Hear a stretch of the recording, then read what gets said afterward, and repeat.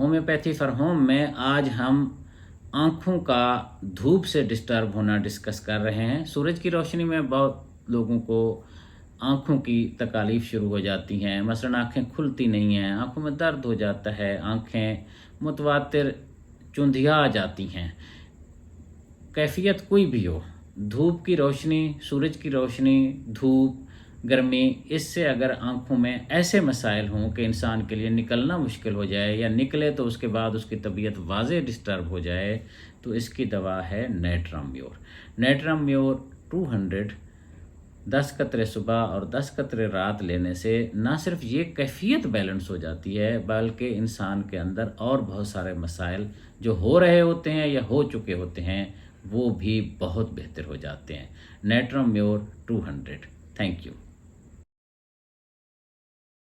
homeopathy